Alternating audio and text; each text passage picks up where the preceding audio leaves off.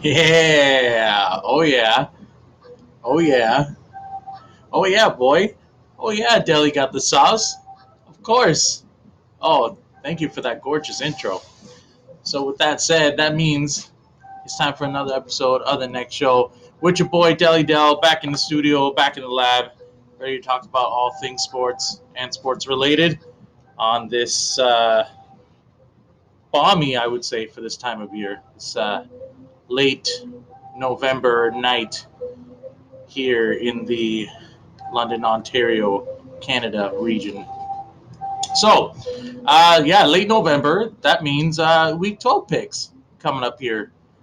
So, NFL Big Board up and ready here. We'll get to that in a moment. There is something I did want to discuss, though, something of a bit personal, but still sports related.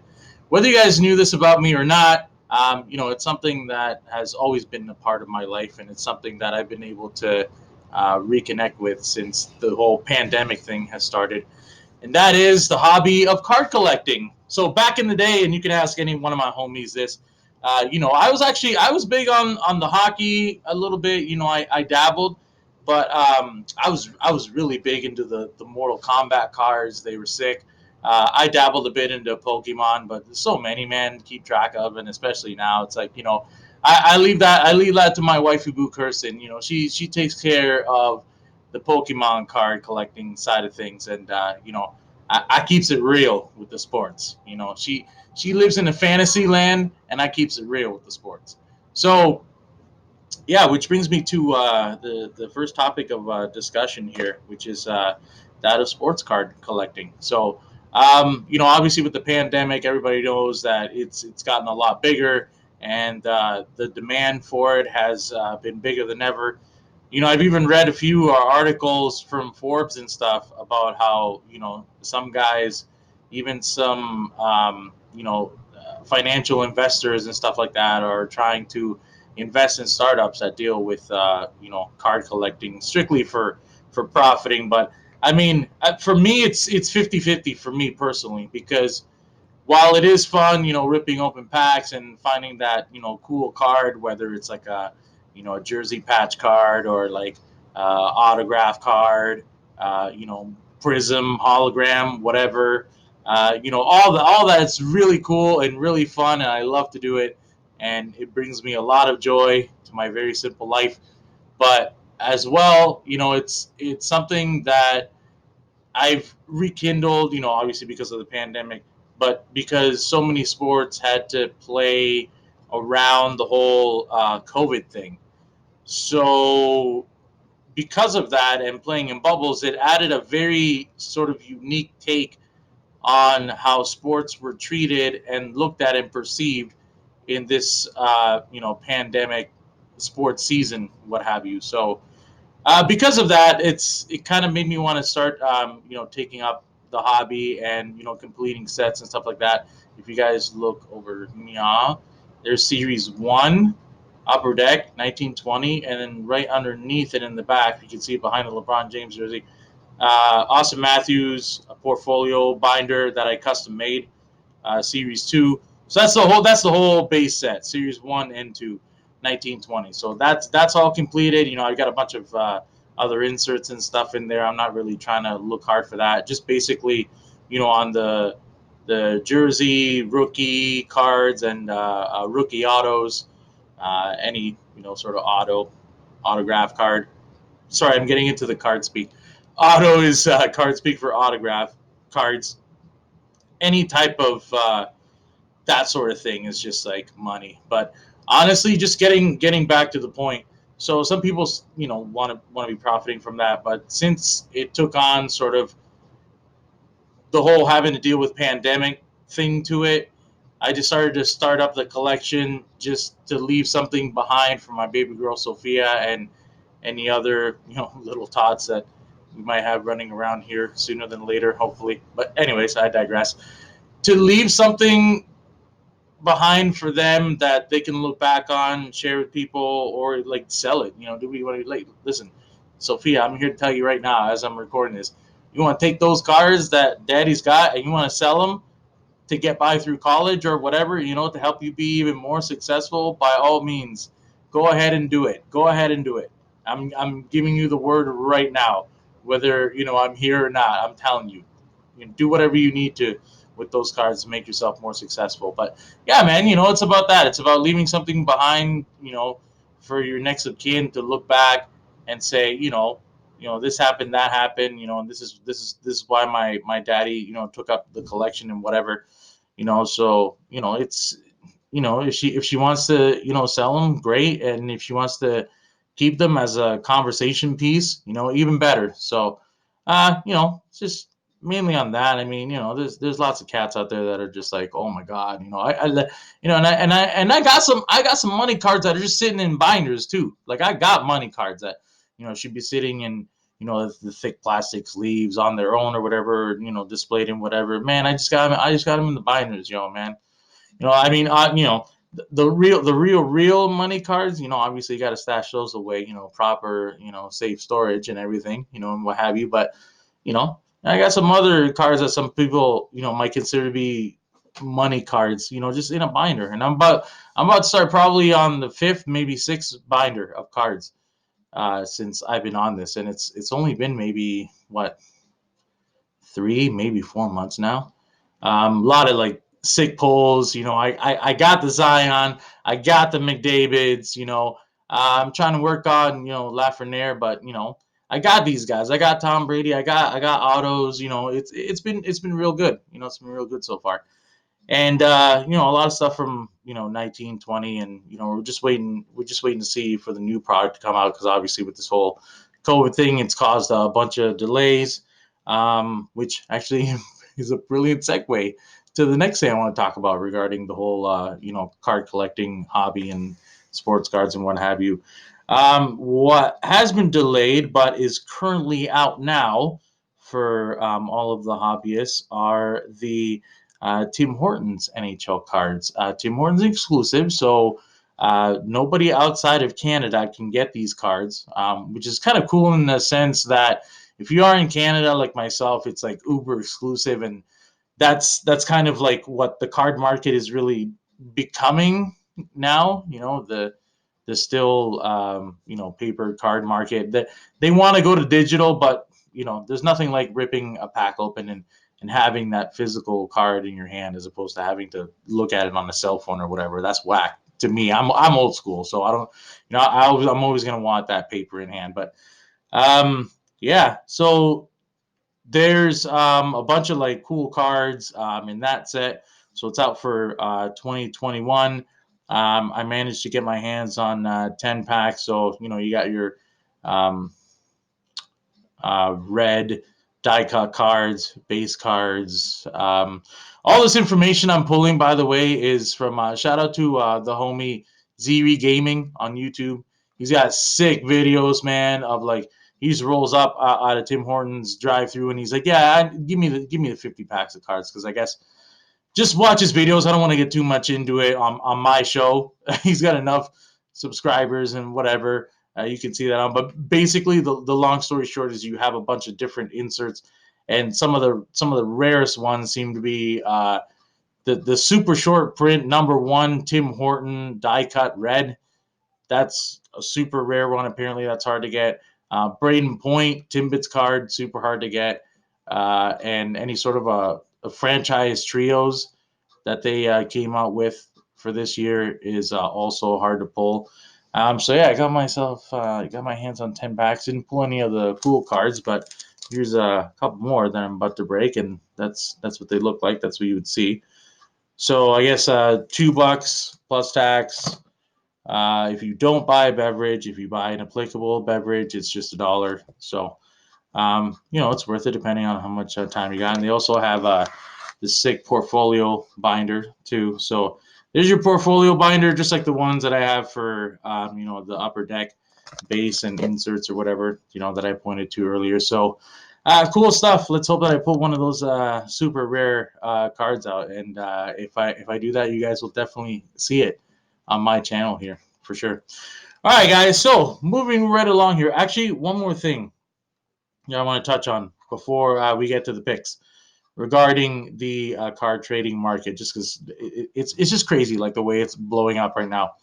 So the one thing I did want to show are these buttes right here, actually. So this is your 2020 Panini Prism Collegiate Basketball Draft Picks Blaster Box that my freaking amazing, wonderful wife walked into Walmart and picked out for me. Oh my gosh, man! You know, okay. I have the good fortune in this sense of card collecting, as far as retail purchases are concerned, to be able to go to a nearby Walmart. It's only just a few blocks from where I reside, and be able to go down that aisle and see what's available or whatever what gets put out. I am telling you that I am there the one day, and the very next day, the entire row of the basketball cards of these Panini Prisms, and these as well. Actually, they got Panini Contenders basketball cards, draft picks. I was fortunate enough to get one retail at a decent price, about 40, $35, $40. But prior to that, I stumbled, I guess you could say, onto an Amazon vendor that was selling them for 50 something bucks for the same box. So I had already placed that order because I hadn't seen anything of it, and it was already shipping when I ended up seeing that on the shelf. So I mean, it's just the basketball is just crazy right now, just crazy hard to find retail, man. And if you do find any sort of like card hobby store, they're just gonna try and stick it up your ass, man, for real. Honestly, like I've already been down that road with this one store that what I do want to mention. Some people are like, oh, this one store that I will not mention in London. No, it's the players cards and collectibles store. Okay, off Southdale Road. Okay, so I mean, you're getting these at retail at Walmart, 30, $40. And these fools have the nerve to try to jack you up for 80, 90, and some packs, or some prison packs, $100 for the same amount of cards, 30, 40 cards in these packs. Like, wow, man. I know it's like crazy demand and everything for this, but man, like, you buy me dinner before you freaking gouge my eyes out first? Holy smokes. Wow. Feel like almost like you gotta have last meal before you freaking go into that store and buy some of these basketball cards. But oh my god, thank you, Kirsten. Thank you, man. Mwah. Big shout out to my wife, Boo Kirsten, man, for pulling that box out of Walmart. Like completely unexpected, and I was so freaking happy. Oh my gosh, I love that woman. All right, so here we go. Week 12, NFL is upon us. And that means it is time for Week 12 NFL picks. Okay, gotta do this quick because I'm running low on film, just rambling on too much about the card collecting, but it is what it is, man. Gotta love it. Gotta love it. All right, so NFL big board in front of me here. What am I looking at? I'm looking at the Dolphins going into New York and stomping out the Jets, guaranteed, because Adam Gase is still the coach and they're still going to lose games until he's fired. Dolphins on the road, easy.